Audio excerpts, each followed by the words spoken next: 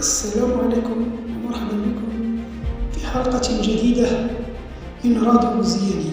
اليوم غادي نهضروا على واحد الحق اللي مكتوب في الدستور، ولكن بزاف ديال الناس كيشكوا واش فعلا كاين حرية التعبير، واش فعلا المغربي يقدر يهضر بلا خوف، واش الدستور كيعطينا واحد الحق ولا كيبقى مجرد كلام جميل.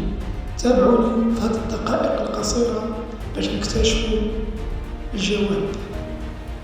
الدستور المغربي في الفصل 25 كيقول بصراحة: حرية الفكر والرأي والتعبير مكفولة بكل أشكالها.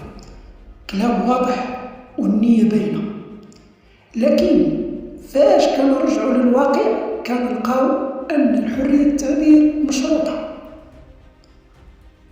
بحال الملكية وقضية الصحراء والدين والأمن الوطني كيبقاو خطوط حمراء، وأي تجاوز كيمكن يوصل الشخص للمحكمة أو حتى الحبس.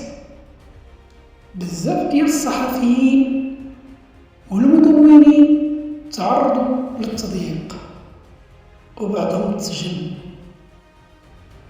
فقط حيث عبر على الرأي ديالو.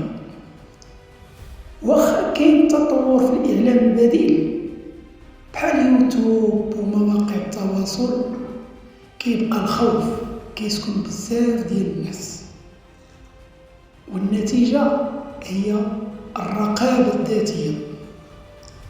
الناس كتسكت على مواضيع معينة ماشي حيت ما عندهاش الرأي، ولكن حيت خايفة من العواقب. حرية التعبير في المغرب كاينة، ولكن ماشي مطلقة، كاين بشروط. الدستور كيتكلم بلغة الحقوق، ولكن الواقع عنده منطقة الخاص. واش غادي يجي نهار تولي حرية التعبير فعلا حق مضمون للجميع؟ واش الشباب ديالنا يقدروا يعبروا على أفكارهم بلا خوف ولا حساب؟ نتمنى منكم تشاركونا آراءكم في التعليقات. كان معكم هشام بوزياني من راديو بوزياني، صوت الناس للناس. ومرحبا.